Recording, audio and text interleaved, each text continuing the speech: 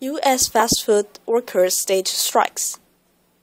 Fast food workers are striking in support of higher wages in cities across the U.S. Organizers said workouts were planned in 100 cities, with rallies set for another 100 cities. But it's not clear what the actual turnout will be, how many of the participants are workers, and what impacts they will have on restaurant operations. The actions would mark the largest showing yet over the past year. At a time when there is growing national and international attention on economic disparities, labor unions, worker advocacy groups, and Democrats are hoping to build public support to raise the federal minimum wage of $7.25 or about $15,000 a year for full-time work. In New York City, about 100 protesters carrying signs, blowing whistles, and beating drums marched into a McDonald's at around 6:30 a.m. One startled customer grabbed his food and fled as they flooded the restaurant, while another did not look up from eating and reading amid their chants of "We can't survive on 7.25." Community leaders took turns giving speeches for about 15 minutes until the police arrived and ordered protesters out of the store. A McDonald's manager declined to be interviewed and asked that customers not be bothered. Tyesha Betts, a 27-year-old employee at Burger King, was among those taking part in the demonstrations planned throughout the day in New York City. She said she has been working at the location for about 7 months and earns $7.25 an hour. She said she has not been retaliated against, but that the manager warned that employees who did not arrive on time would be turned away from their shift. Ms. Betts said she can get only between 10 and 20 hours of work a week because her employers do not want to give her enough hours to qualify as a full-time employee. Under President Barack Obama's health care overhaul, employers will be required to provide health care coverage to full-time employees. Despite the growing attention on economic disparities, the push for higher pay in the fast food industry faces an uphill battle. The industry competes aggressively on low prices, and companies have warned that they would need to raise prices if wages were hiked. Most fast food locations are also owned and operated by franchisees, which lets companies such as McDonald's, Burger King, and Yum Brands say that they do not control worker pay. However, labor advocates have pointed out that companies control many other aspects of the operations through their franchise agreements, including menus, suppliers, and equipment. Merita Chan, real-life robot inventing machines for the future.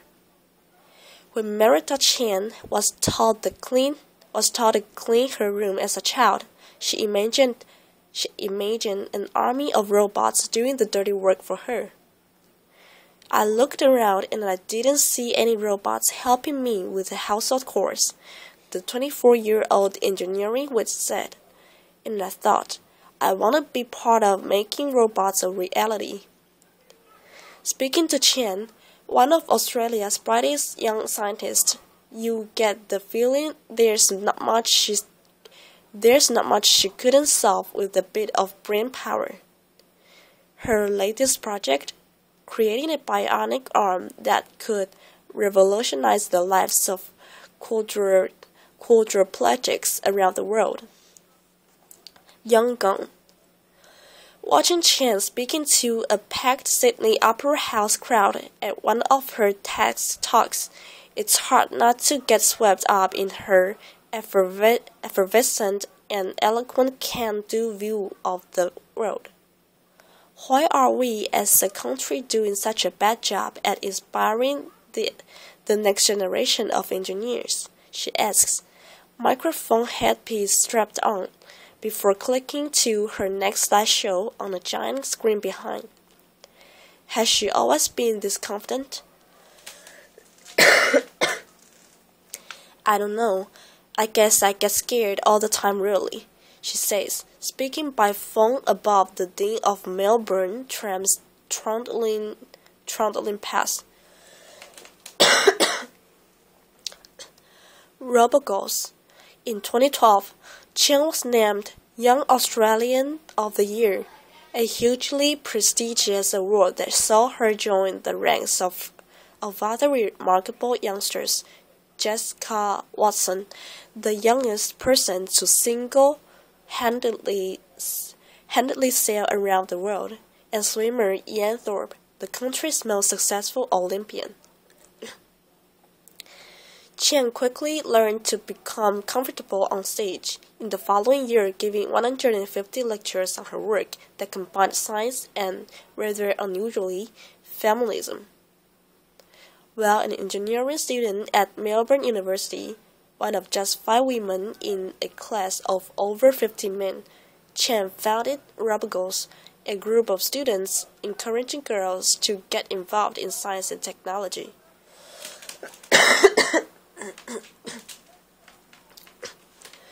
Just 11% of engineers in Australia are women. It's a similar story in the US, 13%, and Britain, 9%, and Chen felt compelled to show a new generation of girls that science could be fulfilling and even, wait for it, cool. There's this perception that engineering is for men, and girls don't do that, she said. When I go to expos for Robogos, I get young girls come up to me and say, oh, my brother might be interested in this. But I'm like, no, this is something you can do. It's really fun. They don't even realize it's a possibility before you tell them that it is.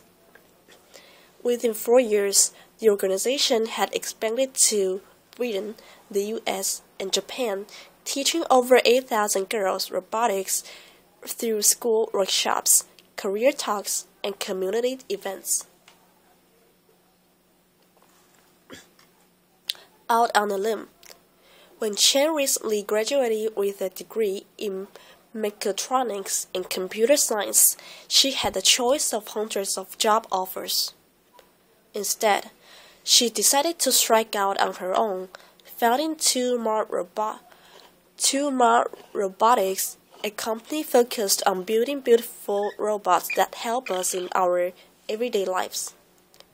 The team is now working on a bionic arm called Jiva, which would help quadriplegics.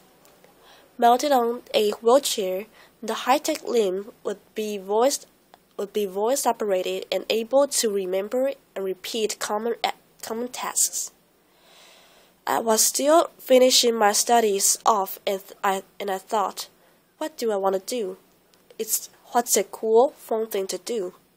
What will make me feel fulfilled?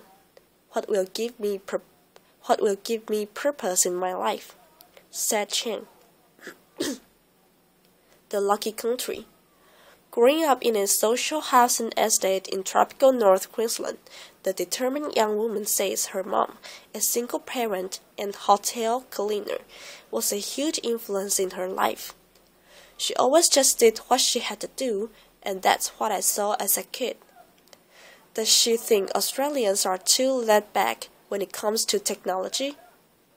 I think we could have more of a vision for the future, she says. Otherwise, if you are just focused on the past, then there will be other countries that are more hungry, more innovative, and doing their best to work towards a better future. One day we'll wake up and say, okay, what happened to all the great stuff that we enjoy? Microsoft developed a smart bra. It's no longer enough to have smartphones, smartwatches, smart TVs, and smart cars. Now a tech company is bringing artificial intelligence to lingerie. Researchers at Microsoft have developed a prototype of a smart bra embedded with physiological sensors that seek to monitor a woman's heart activity to track her emotional moods and combat overeating. The sensors can signal the wearer's smartphone, which then flash a warning message to help her step away from the fridge and make better diet decisions. The company says it has no plans to make the bra into a commercial product, however. So, why a bra exactly? First, we needed a form factor that would be comfortable when worn for long durations, said scientists in a research paper published online. The bra form factor was ideal because it allowed us to collect electrocardiogram data near the heart. Research has shown that many people reach for calorie-rich foods like donuts when they are feeling stressed, bored, discouraged, or on edge. There's a reason it's called comfort food. For the research paper, scientists from Microsoft, the University of Rochester, and the University of Southampton in the UK interviewed women who said that interventions, being alerted to their emotional states, helped them identify triggers for binge eating.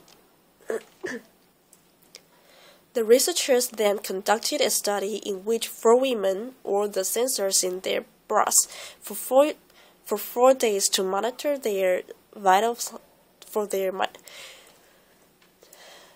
The researchers then conducted a study in which 4 women wore the sensors in their bras for 4 days to monitor their vital signs.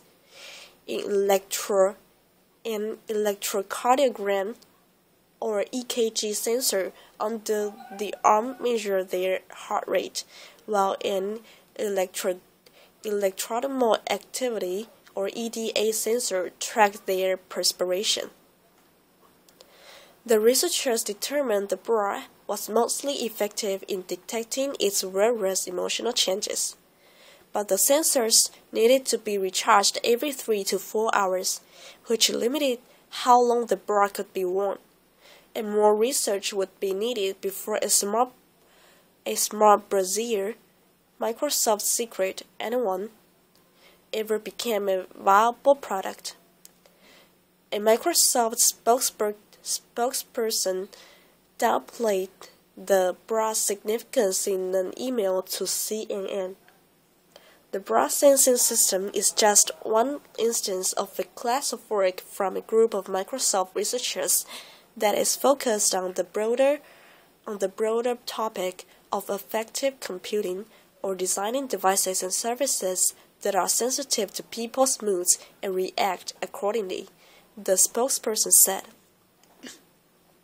While we will continue our research in effective computing, Microsoft has no plans to develop a bra with sensors. What about a similar undergarment for men? Researchers didn't rule it out. We will continue to explore how to build a robust, real-world system that stands up to everyday challenges with regards to battery life, comfortability, and being suitable for both men and women, the researchers said in the paper. Reaction to the bra on Twitter ranged from amusement to annoyance. Anyone else offended that Microsoft is devoting its tech research to a bra designed to prevent women from overeating?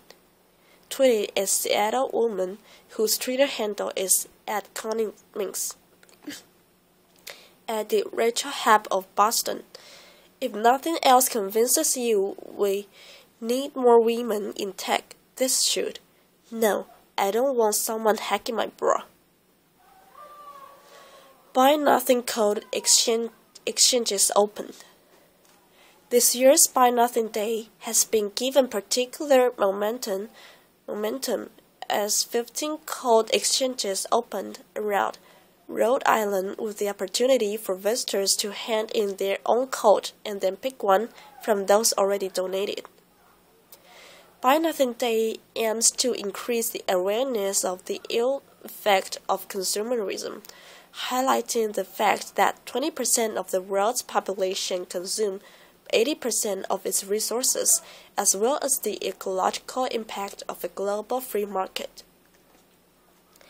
By encouraging people to avoid buying anything over a 24-hour period, it is hoped that this will highlight how simple such a task is and therefore reduce consumerism in developed countries. The reason that in the US it always follows Thanksgiving is so that it can contrast the indulgence of the event. In Europe, however, Buy Nothing Day is always the day following this, the last Saturday of November, as people across the continent protest against consumerism. The Buy Nothing Code Exchange was started in Providence by environmental activist Greg Garrett 17 years ago. Garrett gave his thinking behind the exchange. Consumerism has such a horrible effect on America. It's an ecological disaster. It's a social disaster. The group behind the event in the UK, the BND, explained, "We want people to make a commitment to consuming less, recycling more, and challenging companies to clean up and be fair. The supermarket or shopping mall might offer great choice, but they shouldn't be at the cost of the environment or developing countries." Busy mothers warned over pregnancy. Women in their 30s and 40s are at increased risk of unplanned pregnancy over Christmas, a charity has warned. The British Pregnancy Advisory Service, or BPAS, saw a spike in January and February this year in the number of women over 30 seeking help and advice for an unplanned pregnancy.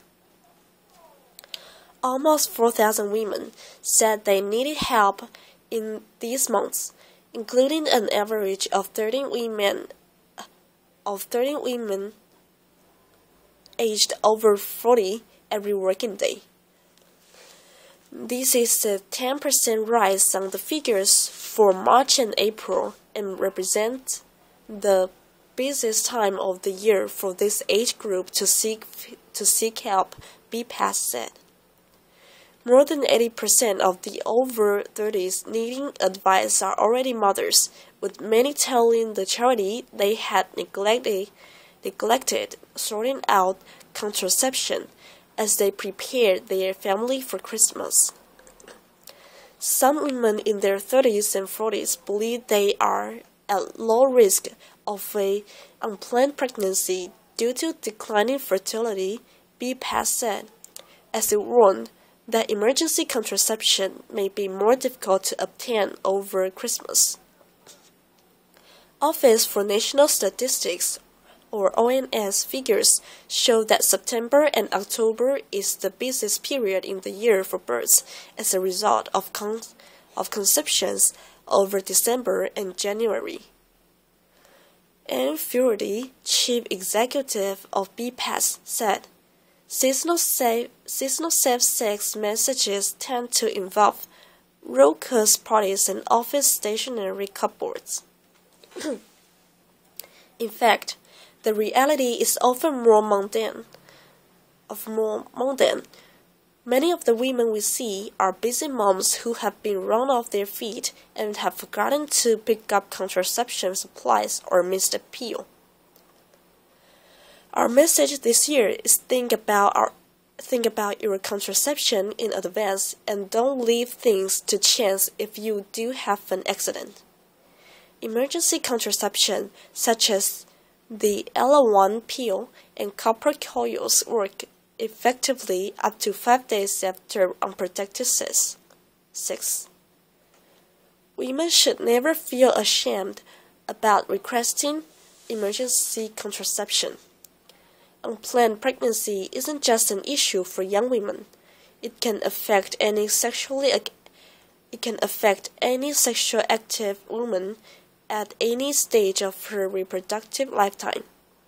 Don't think that being over 40 is a barrier to being pregnant at Christmas or at any time of the year.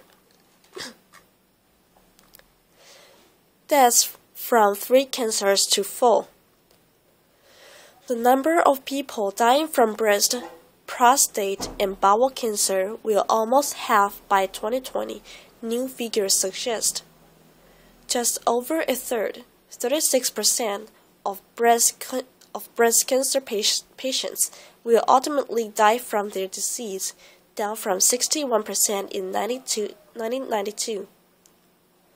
Some 36% of prostate cancer patients will also die, according to projections for 2020, down from 72% in 1992. And almost 2 in 5, 39% people with bowel cancer will die from their disease, down from 67% in 1992. The data from Macmillan Cancer Support shows lung cancer lagging behind, with 76% of patients expected to die from their disease, compared with 91% in 1992. Survival from lung cancer has been historically low, with experts suggesting a range of reasons, including people going to their GP too late with symptoms and unequal access to surgery depending on where people live.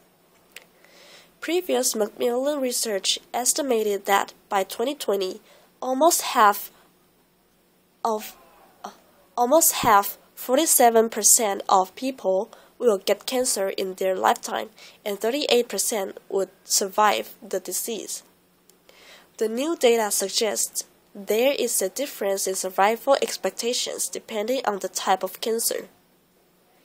Professor Jim Marr, Chief Medical Officer of Macmillan Cancer Support, said, "People diagnosed with 3 of the 4 most common cancers are more likely to survive, but GPs need more support to help them diagnose lung cancer earlier. We've been working with the GP community to develop the tools that can help." Sharon Devan, Chief Executive of Macmillan Cancer Support, said, "Lung cancer patients deserve better. It is high time we close the gap between survival rates for different cancers and give everyone the best possible chance of recovery." There are 3 key things that could help to achieve this. Firstly, we support the call for plain packaging of cigarettes to stop people taking up smoking. Secondly, we must catch the illness earlier through better awareness, and we have to make sure access to surgery is more uniform across the country to reduce inequalities in cancer survival. It cannot be right that you are much more likely to get the surgery you need if you live in Leicestershire than if you live in Lancashire. Crocs hunt with sticks, researchers say. If you are a bird, beware an alligator with a stick. That's because some species of crocodiles, including the American alligator, use sticks as lures, scientists say. It's the first time the use of a tool has been documented in reptiles, according to the study published in the current edition of Ethology, Ecology, and Evolution. This study changes the way crocodiles have historically been viewed. The study's author, Vladimir Dinitz, a research assistant professor in the Department of Psychology at the University of Tennessee, said in a news release. They are typically seen as lethargic, stupid, and boring. Here's what the crocs do that takes a big bite out of that impression. Dinette said the reptiles will gather sticks on their snouts and then lie still in the water. When a bird seeks a perch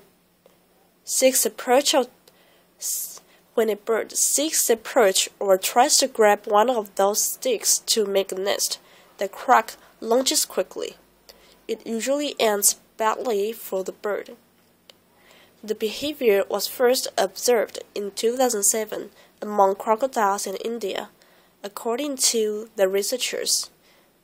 Dinette and his research team then confirmed it by observing alligators in Louisiana over the course of a year. They also found the gators used the stick lures more often during the bird's nesting season, from March to May. Dinette said the study has implications far beyond the swamps of Louisiana and India. Dinosaurs could have been up to similar subterfuge, he said.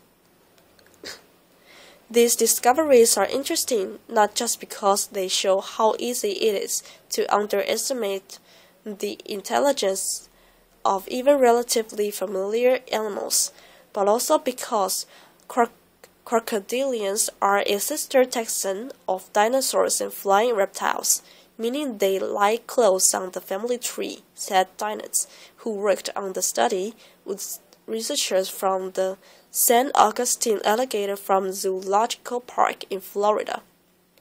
So, what did a T-Rex use to catch a pterodactyl? Maybe a log? Thailand protest. Revered king asks for unity in birthday speech.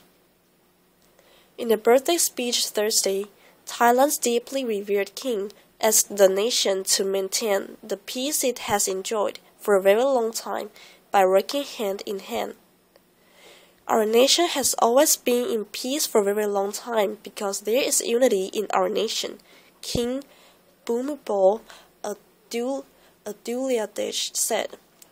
Each of us performs our duties in a harmonious manner for the sake of our country.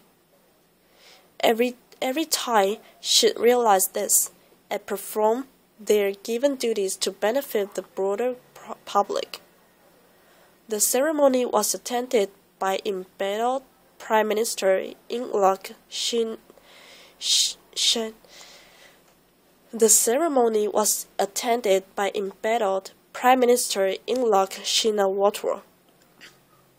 The Thai capital, Bangkok, has seen several days of protest to force Yingluck Shinawatra from office. Those demonstrations took a break this week after the Thai government said it had negotiated a temporary truce with protesters to celebrate the king's birthday. The world's longest-serving monarch,